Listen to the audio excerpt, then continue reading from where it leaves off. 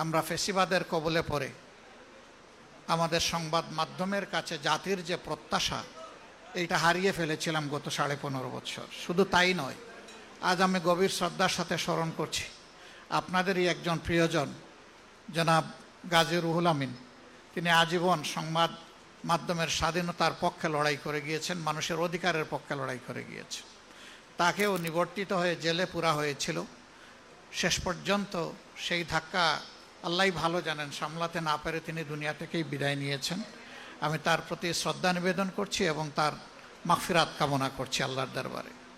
শুধু তাই না, আমাদের সম্পাদকের সাথে কি আচরণ করা হয়েছে দফায় দফায় আপনারা জানেন। এমনকি তাকে হত্যার উদ্দেশ্যে প্রকাশ্য দিবালোকে কোর্ট প্রাঙ্গণেও তার উপরে আক্রমণ চালানো হয়েছিল, রক্তাক্ত করা হয়েছিল। সাংবাদিক শহীদুল আলম তার আরেক নজির, কবি ফরহাদ মাজহার কিডন্যাপ হয়েছেন তার নজির। এরকম কতজনের কথা বলবো আমি জানি না। মূল উদ্দেশ্য ছিল সংবাদ মাধ্যমে যারা সত্যিকার অর্থে সাদাকে সাদা বলবেন, কালোকে কালো বলবেন, তাদের কণ্ঠগুলা স্তব্ধ করে দেওয়া, এবং তারা সফল হয়েছিল। সেই সফলতার রেশ এখনও চলছে বলে মাঝে মাঝে যেন মনে হয়। আমরা ফেসিবাদ থেকে আংশিক নয়, পূর্ণ মুক্তি চাই। এটা যার আমলেই হোক, যখনই হোক। ফেসিবাদ কখনো জাতিকে ভালো কিছু দিতে পারে নাই, পারবে না।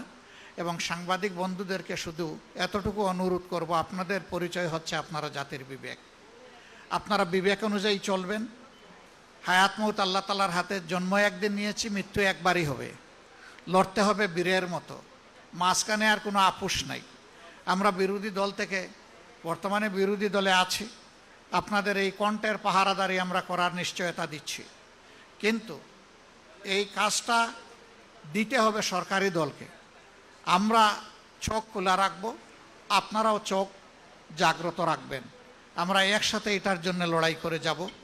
যদি এই অঙ্গটা প্রপারলি ফাংশন করে, বাকি রাষ্ট্রের 3 অঙ্গ, সাংবিধানিক 3 অঙ্গ সোজা চলতে বাধ্য হবে। আর এই অংশ যদি ভঙ্গুর হয়ে যায়, ব্যর্থ হয়ে যায়, বাকি 3 অংশ অটোমেটিক্যালি 3 অঙ্গ ব্যর্থ হয়ে যাবে। আমরা সেই ব্যর্থতা আর দেখতে চাই না। আমরা এখন শুধু সফলতা চাই, একটা ঐক্যবদ্ধ জাতি আমরা দেখতে চাই, এবং জাতীয় ইস্যুতে, জাতীয় স্বার্থে কারো সাথে আমরা কোনো আপোষ করব না। সরকারি দল যদি সেই ক্ষেত্রে অনড় থাকে, আমরা তাদেরকে পাশে থেকে শক্তি যোগাবো, একসাথে লড়াই করব। কিন্তু সরকারি দল যদি দেখি এইখান থেকে তারা বিচ্যুত হয়ে যাচ্ছেন, তাদেরকে সোজা করে রাস্তায় আনার চেষ্টা করব, না হলে প্রতিরোধ গড়ে তুলব। এটি হবে আমাদের নীতি। আমরা সেই বাংলাদেশটাই চাচ্ছি, যেই বাংলাদেশে আর ফেসিবাদ আসবে না ফিরে, এবং যেই বাংলাদেশ আর কোনো আধিপত্যবাদের কাছে মাথা নত করবে না। আপনাদের সবাইকে ধন্যবাদ। আসসালামু আলাইকুম ওয়া রাহমাতুল্লাহ।